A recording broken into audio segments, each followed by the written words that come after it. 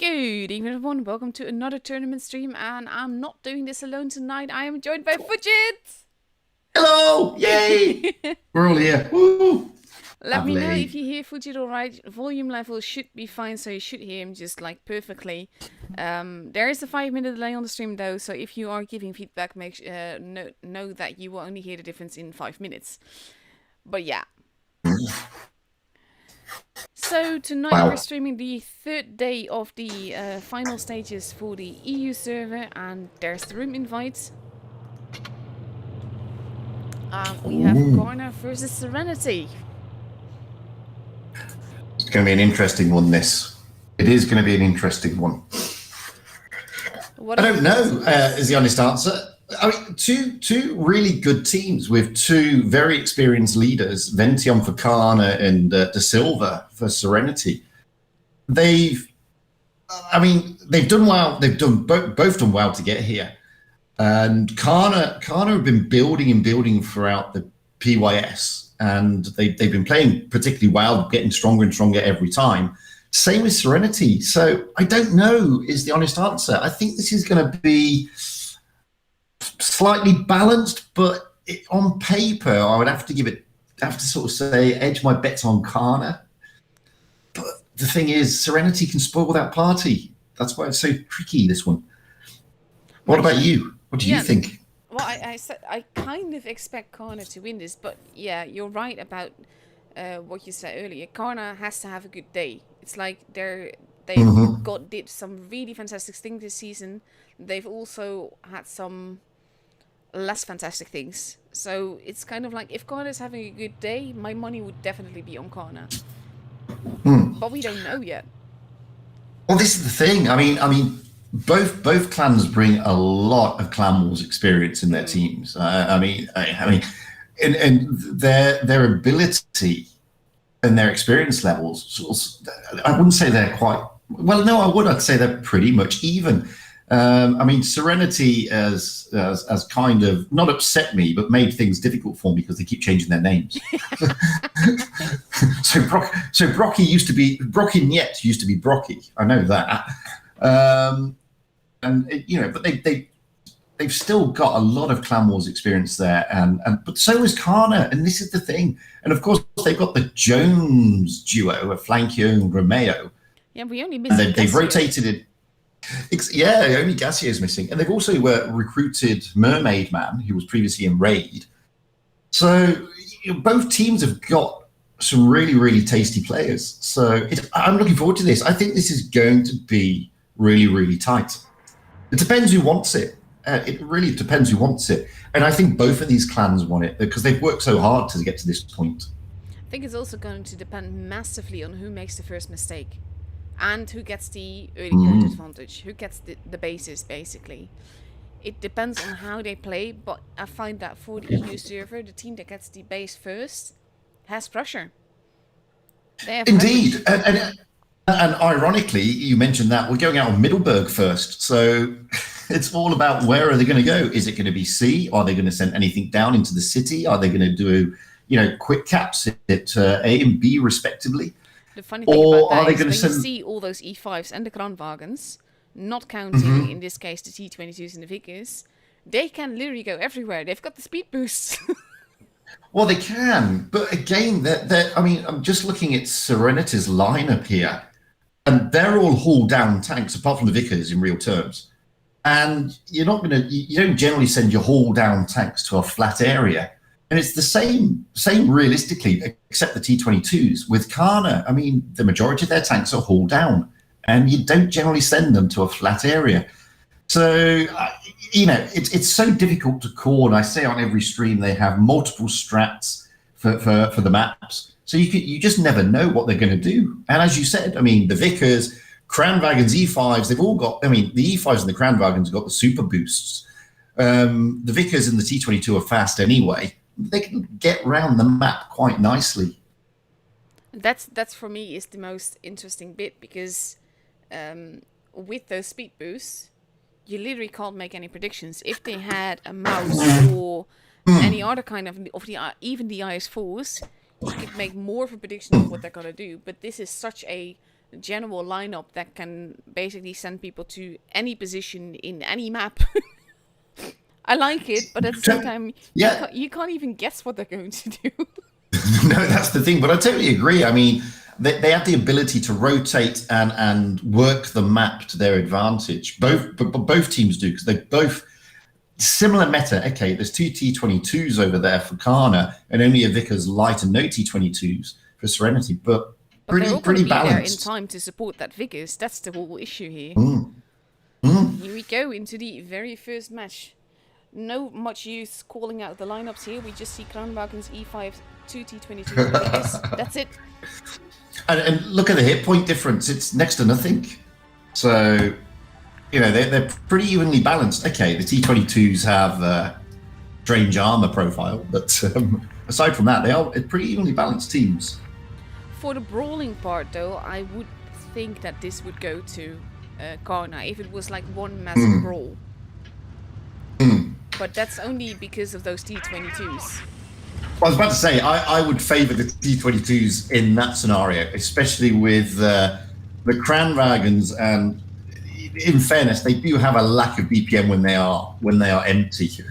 That, but at the same time, Serenity isn't stupid. They're not going to just send that Vickers into basically YOLO mode. And they will cap that base before they get there. And with them also capping base B, that's actually going to give Garner an advantage here. Well, this is interesting, because they've taken Addicted and Romeo down in the E5s to base B, and it now looks like they're going to rotate them out of B, where Serenity, De Silva and Brocky are now joining the Vickers in their E5s. But look, the T22s are able to rotate straight out of there. Yeah, they're in a safe position, and only the Vickers has lost a little bit of HP, basically negligible at this stage. But with two bases, and those will be protected, I'm assuming, especially with flanking already spotted. Well, it does look like Brocky is being tempted in there, and it looks like Kana want them to drag themselves into the C-cap, which is why they're stacking their tanks. Exactly, look where they are. This is exactly what they hope Serenity does. I mean, this is a good move from Kana. It's look, we've capped the base, we're going to wait. Once you're halfway through, we're just going to probably try and rush you through the whole area, or let you push onto us. One of the two. And that base is getting reset, even though he's losing a little bit of HP for it, and a little bit more. Ooh, but that... He is still not able to cap it, and that's probably pretty clever, because they have to avoid that happening. And at the same time, hopefully lead them a little bit. Especially with Ventium just firing HG, I think. He's only firing HG there, just to get the reset. He doesn't really care. He's lost a bit of HP. But now they're going in together, and that's going to make it impossible for Corner, unless they rush them all. And I don't think... Intrigued to see where... Oh, Garfield is switching with Romeo Jones, it looks like. And they get that base.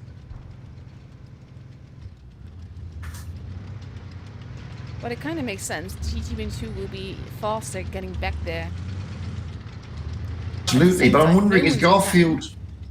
I was about to say, at the same time, is Garfield tempted to probably steal the A-cap? I don't know. They're probably gonna, but not just yet. Oh, no, Mermaid. No, they are. Mermaid is going to join him. That's going to be dangerous, because if they kept together, it means that Karna has to hold very well, because they're 2 guns down in the hills. They are going to go to the A-cap. They are going to steal it. But as you say, this will give Serenity the... Serenity will know there's two tanks there, and they will know they've got the gun advantage. Together. Look at this. That is clever. That's clever, yes. He is spotted. The Vic is losing some HP because of that, but they are taking the base. And now Serenity is pushing. They're not pushing en masse. It's only 3 of them. And there's a lot of tanks that they're going to go into. And the Kranwagens are fully loaded. But they will have to focus fire hard, because Ventium and Rameo are not looking too healthy. Ventium is certainly in trouble. There he goes. Brokey is the preferred target here, looks like. There he goes. And there he goes. Not going to survive either. Kana got the advantage. It's It's all about one more tank. If one more tank dies, there we go. They've got. And there you go. It was De Silva. That was a clever move by Kana. It was a good initial push, I thought, by Serenity, but the E5 seemed to take a little bit longer to move on that left flank onto Ventium and Romeo, which seemed to sort of put them out of balance a little bit. I thought the T-22s moving together was actually going to be a weakness, but Kana used it very well, and actually dropping behind the hill, which made it so that Serenity couldn't effectively push us in one go. Well, yeah. I mean, it was a great move by Mermaid Man. He dragged a leg in yet to basically not carry on with the push, and it took the attention away from the main part. It was very, very interesting.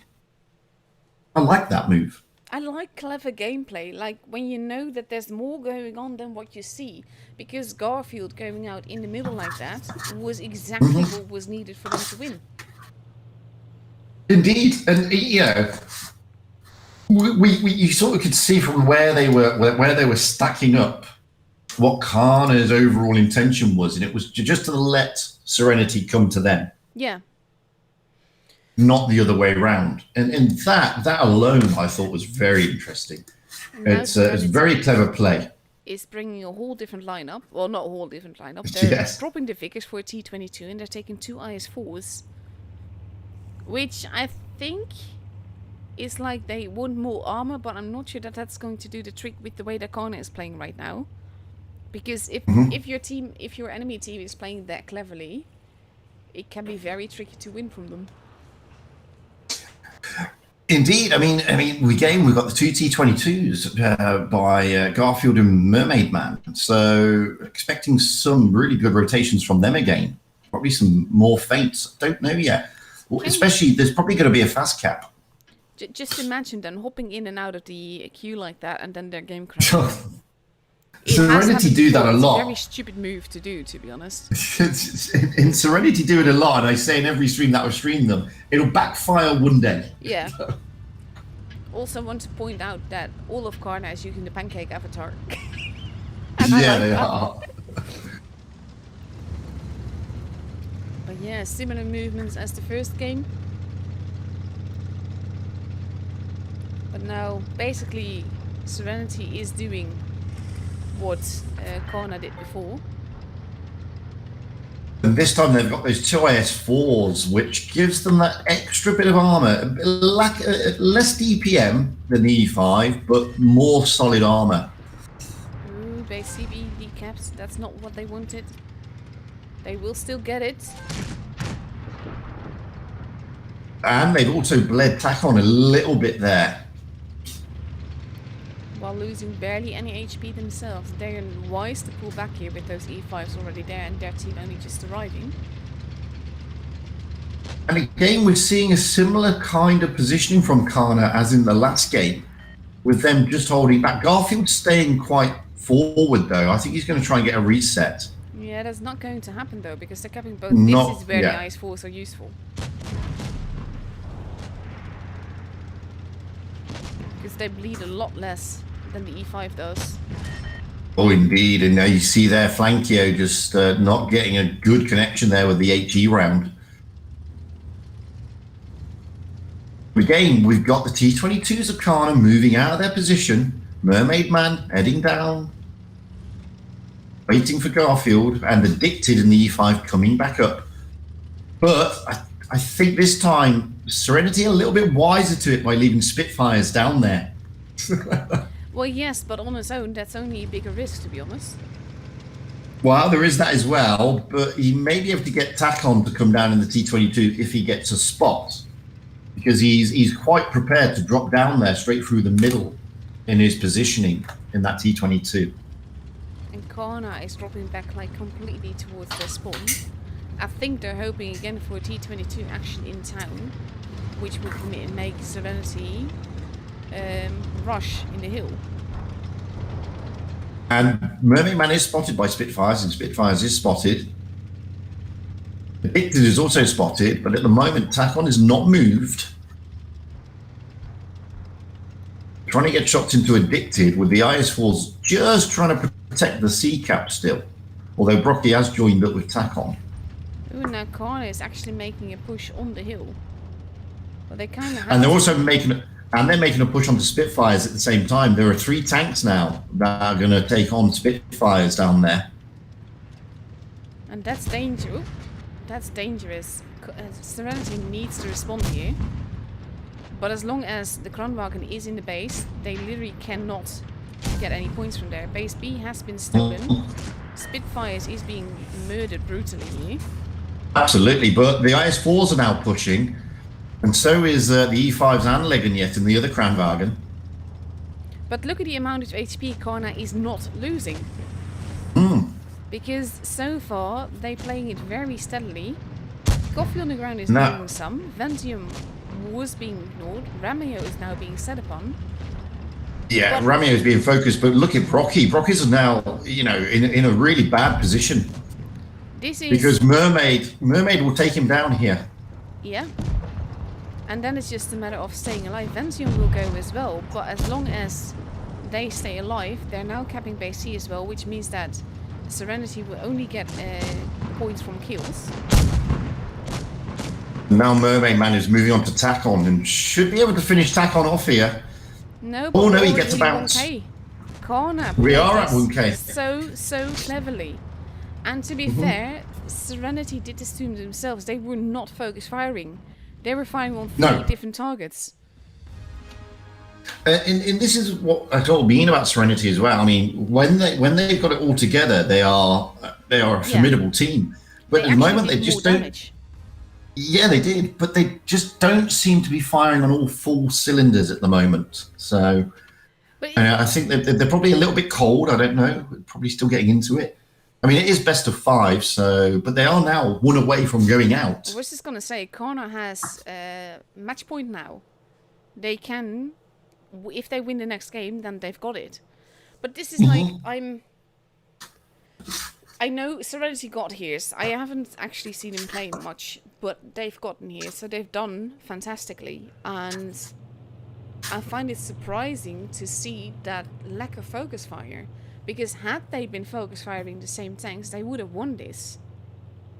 But there was like a little group of people going here and a little group of people going there. And you're right, and that's what set them. That's what set the 2 clans apart. There, Karna's focus fire just seemed to be a little bit more precise. They're obviously calling out the targets, and the focus fire from Karna was just that bit better than Serenity. Yeah. I mean, it would be difficult for me to say that Karna outplayed Serenity strat-wise in that last game. They did in the first game. They did in the first. In this game, no. They played cleverly again. Yes. But in this case, it was more... Yeah, it was... When a clan can win by either basically outplaying the other team or the other team making mistakes. And in this case, I feel that it was Serenity making mistakes more than Karna outplaying them. That I have to agree with. And that's the thing. And Serenity now need to dig deep if they want to stay in. I mean, as you said, it's match point to Karna. It's a best of 5, so it's first to 3. It's Vineyards, which isn't. It's a big map, and well, we'll see. But Karna really need to do something here. No, Serenity, you mean? Oh, sorry, Serenity. I mean. No, but this I think is also like you get a new map, so you have to get out of the mindset that you've just lost your game in. You have to regroup and win, and that's difficult, I think, when you're going to a different map. It's easier to counter your enemy when you know what they're doing, what they've already done. But when you're in a new map, they're going to do something else. Totally. And with a map like Vineyards, which is so big, I mean, okay, there's only three bases, but it's a very big map. And we can see here, I mean, TAC-on has already gone to that middle area to try and get the spots, but nobody has taken the B cap. Cap advantage will go, therefore, to Karna, and Mermaid Man, quite rightly, is now getting out of the danger area. Did you see that? There was a blind shot that almost hit him, and he's not been spotted. Now they're taking base B. The danger here, well, they actually have those E5s and the IS4 here. The danger here is Serenity capping base A. But now look at what Black Star, Flankio, and Mermaid Man are looking to do. They're looking to go into C-cap. Yeah, but look at, oof, Blackstar losing some HP here. But also look at Da Silva and Platinum and Tanko. Yeah, they're in good positions.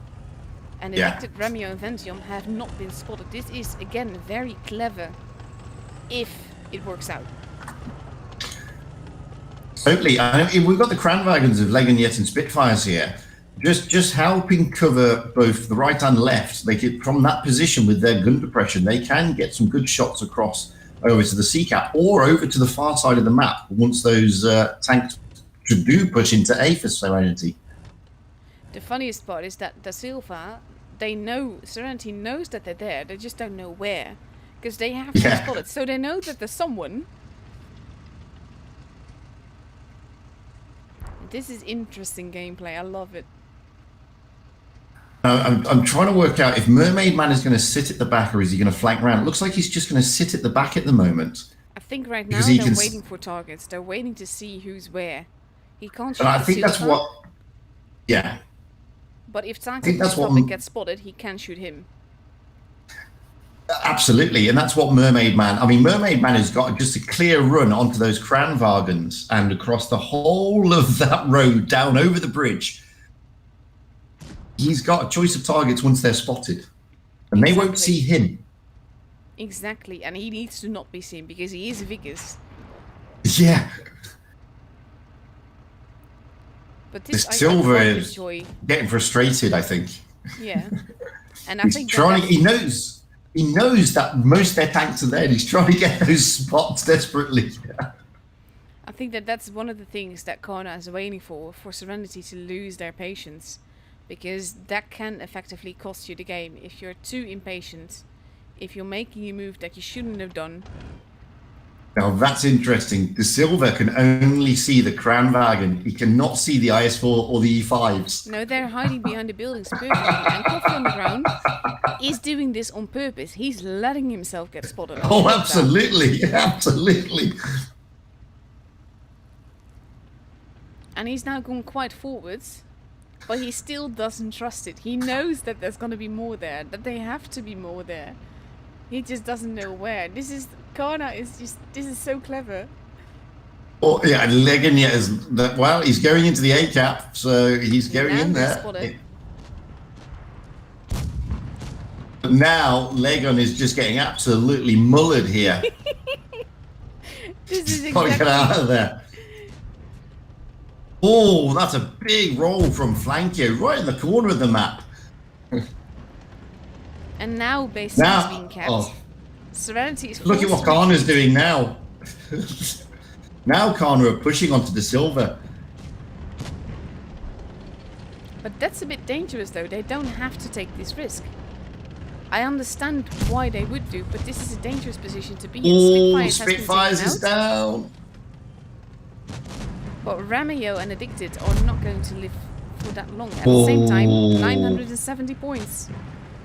At the same time, that was a massive double tap into poor Legonet. Yeah. There goes Ramio. Bases are now being kept. There goes the Silva. 995. There we go. It's gone. It's gone. I mean, this was the Silva. So clever. Yeah. I mean, poor old Da Silva there. His spider senses were tingling. He knew they were there, but he just couldn't get the spots. This was, for me, I love games like this. I mean, the aggression on the RU server is one thing, and then you get games like this, and it's just so clever on both sides, I must say, because you can see Da Silva realizing that there have to be more tanks there. He's not just getting spotted, especially in the beginning when Coffee on the Ground wasn't even there yet. He's getting spotted. He knows that there's people there. He can't push because there's too much risk. Yeah. And you have those guys behind the buildings just basically snickering. Yeah, like I said, I mean, his poor old spidey senses were tingling away. He knew they were there. He was edging ever closer to get the spots. And all he could see was the Kranwagen of Coffee on the Ground, who I think you're right, was doing that on purpose. Because if they had try, tried but to push Coffee on the ground, they would have been absolutely wrecked. But I think De Silva knew that, which is why he probably gave the call not to push and not to go for Coffee on the ground, because he could see that the E5s and the IS4 were missing, so they had to be somewhere. Exactly. And it was a clever. It was a good call. If De Silva did that, it was a clever call because it just goes to show. But the thing then, what happened was poor old Legignet in the Kranwagen tries to cap B. Then spots the the E5s and the IS4. Base A, you mean? He can't. Yeah, sorry, yeah. He then cannot cap the base. He has to get out of there, and then kind of just think, oh well, might as well push them now. It could have gone terribly wrong, as you said. They didn't have as many guns there, but it didn't. Oddly enough, it should have. Good stuff. It kind of should have. But yeah, it worked out for them. I mean, but when they're pushing and you've put the other team onto the back foot, so they're sort of reversing, retreating at the same time. You know, what's going through their mind there? I'd love to know. Is it get to safety or brawl? It's a difficult one. I think exactly. That's what made Karna respond, because you saw the confusion in the Serenity team in their movements. I mean, in that game, I can't fault Serenity's gameplay. They were just outplayed strategically by Karna. Yeah. I mean, so if you look at the lineup, I mean, I'm just because I'm seeing it now on the stream, on your stream, and Serenity have put their tanks into really good positions.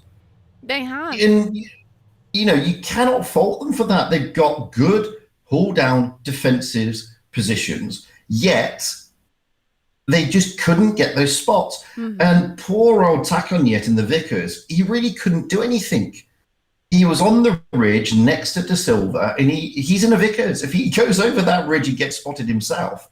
It's a bad day for him. It's a very bad day. So, I mean, Serenity really didn't put a foot wrong. They just got really outplayed. Yeah, and great stuff by Karna. Massive kudos to Karna, because these games were, aside from the second game, which was a bit more chaotic, but they were strategically, tactically so sound. That was just absolutely lovely. But the thing about that game, I mean, when you don't look at, you know, we're talking about top clans here. I mean, in a normal situation, say a quick tour, or let's go down to like the lower echelon, not many clans would have done what both these two clans did there.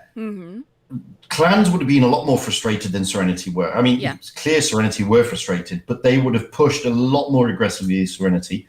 So kudos to Serenity for not doing that. Yes. But also, the amount of, you know, the Karna guys must be sort of chomping at the bit and shouting at Ventium, let us go, let us go, let us go. But he won't let them.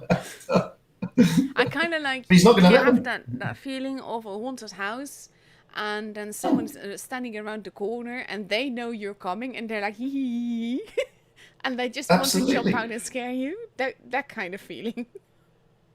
I mean, it's fantastic stuff. Really, really, really clever gameplay on all three games, and massive kudos to both clans. But congratulations to Karna and commiserations to Serenity. Absolutely, on both ends. And that's it for tonight, actually, already. That is. We only have one game. Well, one matchup. We did. Well, one matchup, yes. But so Karna will go tomorrow for the lower bracket final. They'll be playing against the loser of the upper bracket final, I believe. It actually looks funny because now the game has updated and it looks like Karna is currently ranked above Aqua and EG. But yeah, tomorrow we have Aqua versus EG, followed by whoever loses that versus Karna. So it's gonna be fireworks. It's going to be a great game. I mean, for me, Aqua versus Karna is the final. I don't want to sort of put a downer onto the other clans out there fighting for this, like Karna is now. But the way Aqua have just gone from strength to strength through the PYS all the way through has been amazing to watch. And as I said to you earlier, I mean, Zerd is building one hell of a team there. Absolutely. And And Endgame, well, that's Endgame. I mean, what else Yes. you want me to say? It's Endgame. And that game tomorrow is not a surprise that it's the upper bracket final. And it's going to be an interesting one because I think deep down Zerd would like to punish Endgame and say, look, we're now here. And we have come along a long way in a short space of time. And I think Endgame are in for a rough time tomorrow. I think they are. Will you And be that's going to joining be me again tomorrow? Fantastic. Absolutely. Lovely. Absolutely. Okay. Because who would miss that? We're not going to miss that for the world. Good. Then looking forward to that. So for now, this is the end of the stream tonight. Short but sweet. Lovely games. Great teams both ends. And tomorrow you will hear us both again here. So good night, Totally. everyone. Thank you for watching. And we'll see you tomorrow. Bye-bye. Cheerio.